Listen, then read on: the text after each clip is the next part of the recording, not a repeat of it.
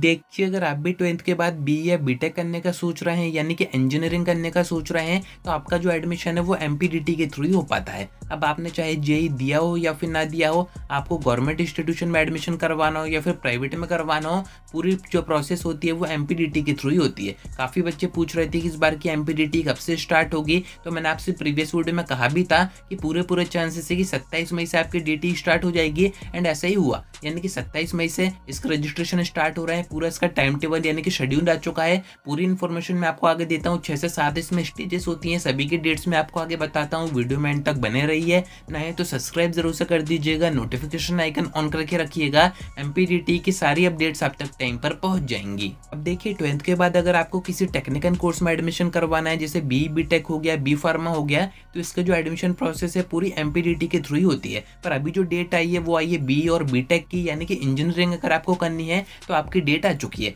Pharmacy की अभी date नहीं आई है, जैसी आएगी उसके बारे में मैं आपको नेक्स्ट वीडियो में बता दूंगा। अभी अपन समझते हैं कि अगर आपको बीटेक करना है तो उसका रजिस्ट्रेशन कब से स्टार्ट होंगे। तो देखिए, आपको कैसे चेक करना है, ऑप्शन में आपको वेबसाइट बता देता हूँ। वहां से आप चाहें तो खुद भी इसका जो शेड्यूल है, टाइम टेबल है, उसको डाउनलोड करके चेक कर सकते हैं। एंड इस बार के जो कट ऑफ है वो भी थोड़े हाई जाने के चांसेस है। अब ऐसा मैं क्यों कह रहा हूँ वो भी मैं आपको आगे बताता हूँ। फर्स्ट आपको इसकी ऑप्शन वेबसाइट ओपन करनी है। आपको अपने ब्राउजर में एमपीडीटी सर्च करना है। जो भी टॉप में वेबसाइट आएगी वही इसकी ऑप्शन वेबसाइट, इसको आपको ओपन करना है। अब यहाँ पर आप टॉप में देखेंगे एक आपको नोटिफिकेशन दिया गया है, इस पर आपको एंटर करना है। जो टॉप में आपको सर्वर दिया गया है, एक पूरा पेज आपके सामने आ जाएगा। इसमें आपको सारी डेट्स बताई जा रही हैं। ये भी बताया जा रहा है कि इस बार की जो एमपीडीटी है वो 3 राउंड में हो रही है। तीनों की डेट्स, किस डेट में कौन सी स्टेज होनी है, कौन सी प्रोसेस होनी है, उसकी इन्फॉर्मेशन दी जा रही है। अब ऐसे अगर आप फर्स्ट टाइम इसको देख रहे हैं, डायरेक्ट आप इसको देखेंगे, समझने की कोशिश करेंगे, आपको कुछ भी समझ में नहीं आएगा। वो मैं आपको आगे समझाता हूँ सारा, एक एक प्रोसेस, एक एक स्टेज में आपको बताऊंगा डेट के साथ में। बाकी इसका एक तरीका और है आसान, जिससे आप इसको आसानी से समझ सकते हैं।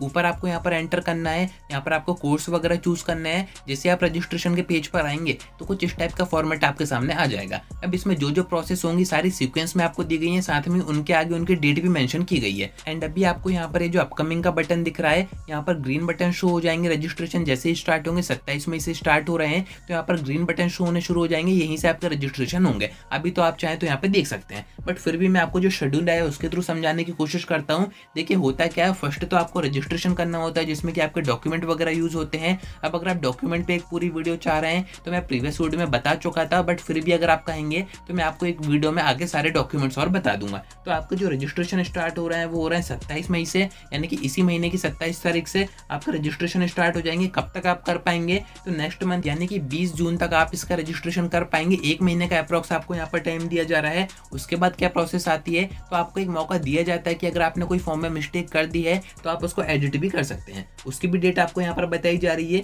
कि 21 जून से 22 जून तक, यानी कि 2 दिन आपको टाइम दिया जा रहा है कि आप अपने फॉर्म में एडिट कर सकते हैं। कुछ भी चीज जो भी आपसे इनकरेक्ट हो गई हो तो आप उसको करेक्ट कर सकते हैं। उसके बाद सबसे इंपॉर्टेंट स्टेज आती है, जो कि आपको अपने जेईई के स्कोर कार्ड के बेसिस पर भरनी होती है। वो होती है चॉइसेस, किस ब्रांच में, कौन से इंस्टीट्यूशन में आपको एडमिशन चाहिए। एंड ये सारी चीजें आपको कट ऑफ देख के करनी होती हैं। क्यों?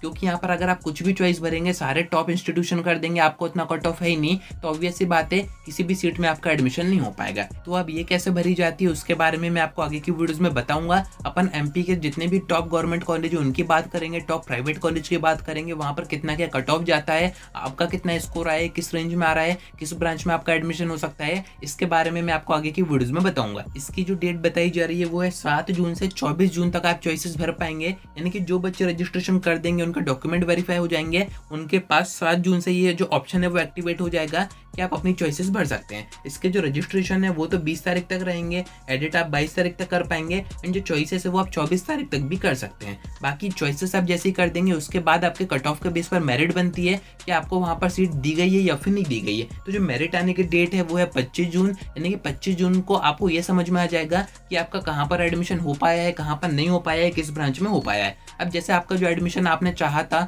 वैसा हो गया, जो भी आपने चॉइसेस भरी थी, जो भी सीट आपको दी गई है, जिस भी ब्रांच में आपको दी गई है, अगर आप उसके फेवर में हैं तो वहाँ पे जाके आपको अपना एडमिशन कंफर्म करवाना है। बट काफ़ी बच्चे ऐसे होते हैं जिनको जो मेरिट में उनको सीट दी गई है वो उनको पसंद नहीं आ रही होती है, नीचे की उनको कोई ब्रांच दे दी जाती है। तो ऐसे में आपके पास एक ऑप्शन होता है अपग्रेड का, यानी कि आप अपग्रेड राउंड में भी बैठ सकते हैं। अब ये कौन सा राउंड होता है, तो जिन बच्चों को जो सीट दी गई है वो पसंद नहीं आती है, ऊपर जो मैंने आपको प्रोसेस बताई है अलॉटमेंट की, जो मेरिट की, अगर आपको पसंद नहीं आ रही है तो इसमें आप अपग्रेड भी कर सकते हैं। उसमें आप दोबारा से चॉइसेस भरेंगे, कुछ और ब्रांच ट्राई करेंगे आपके कट ऑफ के अकॉर्डिंग, देन उसमें अगर आपका फिर से मेरिट बनेगी, उसमें आपका नाम आ जाता है, तो देन आपको अगेन उस इंस्टीट्यूशन में जाके जहाँ पर भी आपका नाम आया वहाँ पर आपको एडमिशन कंफर्म करवाना होता है। तो ये स्टेजेस होती हैं एंड इन सभी की डेट्स मैंने आपको बता दिया। मेरिट आपकी 25 तारीख को आई जाएगी फर्स्ट राउंड की। अगर आपको सीट पसंद आती है, ब्रांच पसंद आती है, तो ऐसे में 30 जून से 4 जुलाई के बीच में आपको जाके अपना एडमिशन कंफर्म करवाना है। बट अगर आपको वहाँ पर एडमिशन नहीं करवाना है, जो कि आपकी सीट आई है,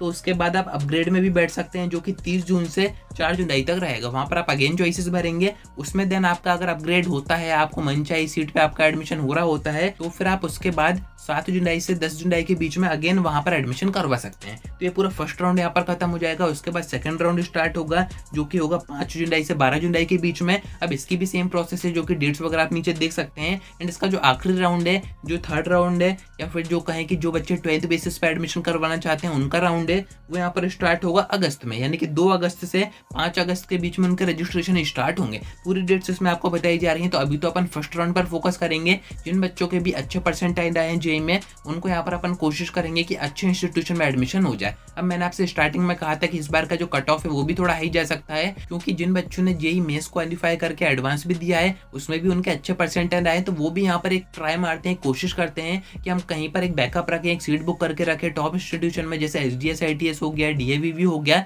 जबकि उनको करवाना क्या चाहिए, उनको करवाना चाहिए जोशा। अब जोशा के थ्रू एनआईटी आईआईटी में एडमिशन होते हैं, पर अभी वो स्टार्ट नहीं हुई है। फर्स्ट आपकी एमपीडीटी स्टार्ट हो गई है, तो इस कारण से अब उनकी रैंक तो काफी आई है, उनका स्कोर भी काफी अच्छा है। तो ऐसे में आप समझ सकते हैं कट ऑफ काफी हाई जाने के चांसेस होते हैं, क्योंकि वो बच्चे भी एमपीडीटी में बैठ रहे होते हैं जिन्होंने जेईई एडवांस में अच्छा स्कोर कर रखा है, या फिर जो आईआईटी एनआईटी की प्रिपरेशन करके बैठे हुए हैं। तो उनकी सोच यही होती है कि हम एक बैकअप तो रखें, एक सीट बुक करके तो रखें एमपीडीटी के थ्रू। अगर आगे हमारा एडमिशन नहीं होता है या फिर कहीं दूर हो रहा है, जहाँ पर हमारे पेरेंट्स अलाउ नहीं कर रहे हैं कि आप दूर जाओ, तो हम पास में कहीं पर एमपी में ही किसी न किसी कॉलेज में एक सीट बुक करके तो रखें। तो ये कुछ रीजन होते हैं, बाकी इनके ऊपर अपन आगे बात करेंगे। उम्मीद है कि आपको सारी बातें समझ में आ गई होंगी। डेट्स वगैरह मैंने आपको बताई दी है, स्क्रीनशॉट आप कैप्चर करके रख ही सकते हैं। बाकी मैं आपको आगे और इंपॉर्टेंट इन्फॉर्मेशन दूंगा, तो कनेक्टेड रहिएगा। आज की वीडियो में इतना ही। कोई डाउट आता है कमेंट करके पूछ सकते हैं, या फिर आप डायरेक्ट मुझसे इंस्टाग्राम पर डीएम करके बात भी कर सकते हैं।